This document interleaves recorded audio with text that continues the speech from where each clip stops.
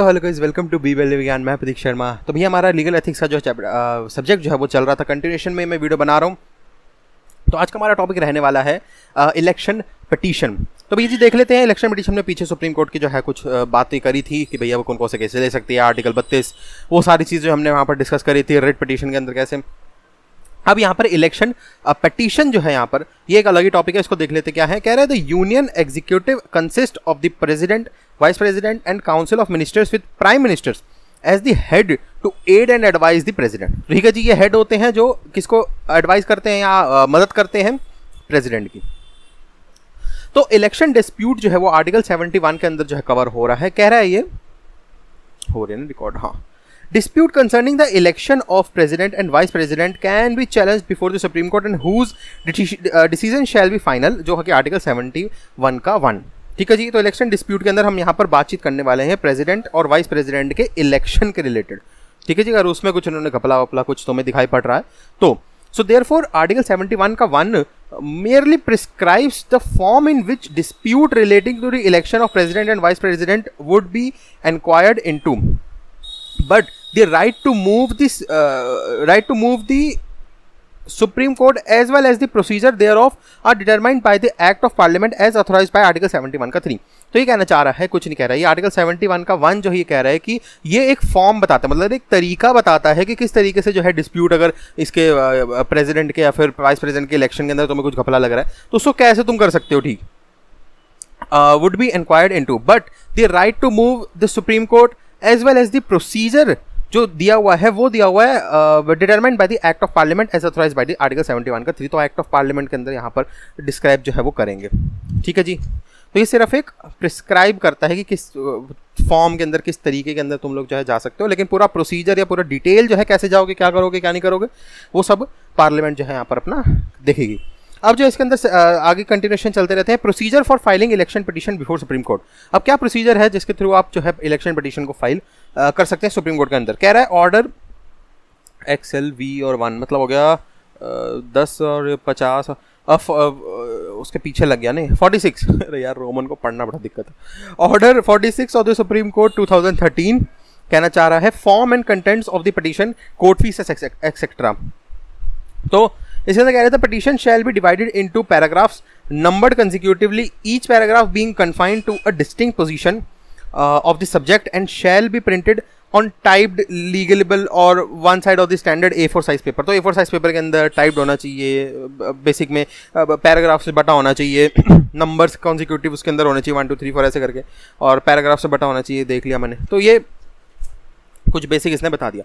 कह रहा है the petition shall state the right of the petitioner under the act to petition the court and briefly set forth the grounds relied on which him to sustain the relief or reliefs claimed by him।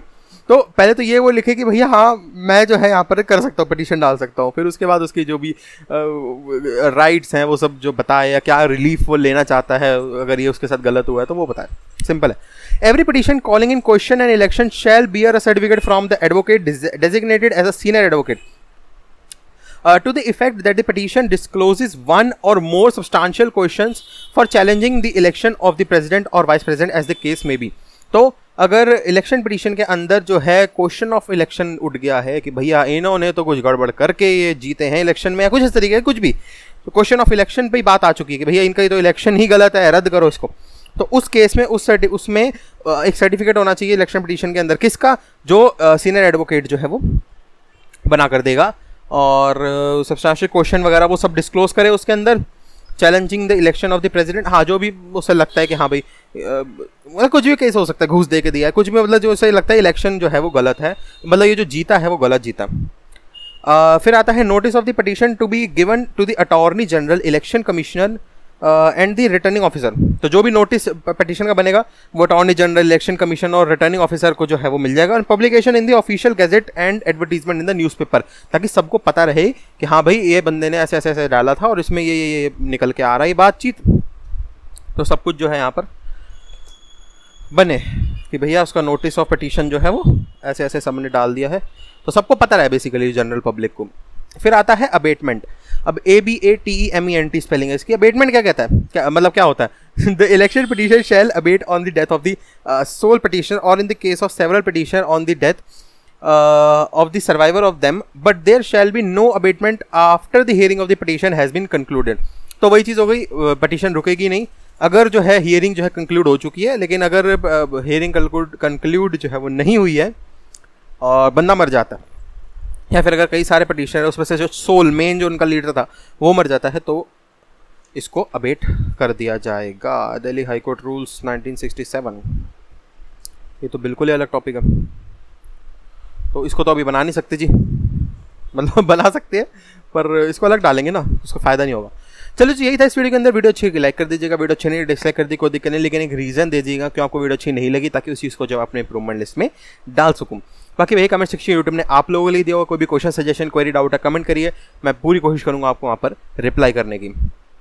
बाकी description खोल के देख लिया करो, वहाँ पर मेरे important contacts के लिंक दिए हुए हैं, मैं एक बार यहाँ पर कॉल आउट भी देता हूँ। जैसे मेरे इंस्टाग्राम का लिंक जहाँ पर आप मेरे से टाइपिंग के थ्रू जो है वो बातचीत कर सकते हैं, वो है इंस्टाग्राम का लिंक, मतलब मेरा यूज़र नेम जो है वो ANDRO_GUY। एक्चुअली दूसरा चैनल है, उसी के नाम पर जो है ये मैंने बना रखा है अकाउंट। और कॉल मी फॉर ऐप के थ्रू आप मेरे से डायरेक्टली कॉल के थ्रू जो है बातचीत कर सकते हैं। प्ले स्टोर खोलो, कॉल मी फॉर ऐप को डाउनलोड करो, वहाँ पर BBLLB ज्ञान या प्रतीक शर्मा सर्च करके मेरे से डायरेक्टली आप कॉन्टैक्ट कर सकते हो लाइव कॉल के थ्रू। बाकी सब्सक्राइब अगर करा हुआ है तो आपसे बढ़िया बंदा कोई नहीं, सब्सक्राइब नहीं करा तो कर लो। ऐसे इंपॉर्टेंट सब्जेक्ट्स और ऐसे इंपॉर्टेंट टॉपिक्स को जो है तुम लोग कर दोगे क्या मिस। और सब्सक्राइब करने के बाद एक बेल आइकन होगा, उसको क्लिक करके ऑल पे कर देना। बाय डिफॉल्ट वो पर्सनलाइज पे होता है, वो ऑप्शन तभी खुलेगा जब सब्सक्राइब करोगे, तो पहले सब्सक्राइब करो उसके बाद ऑप्शन खुलेगा, फिर उस बेल आइकन को ऑल पे कर देना ताकि सारे नोटिफिकेशन आपके पास पहुंच जाए जैसे ही मैं कोई भी जो है वीडियो अपलोड करता हूँ वैसे। चलो जी, thank you to be signing out, bye bye, take care या कोरोना से बच के। दिल्ली हाई कोर्ट रूल्स ना बाद में बनाते हैं यार, अभी तो इसी को रहने देता हूँ, बाद में बनाते हैं फिर, ठीक है।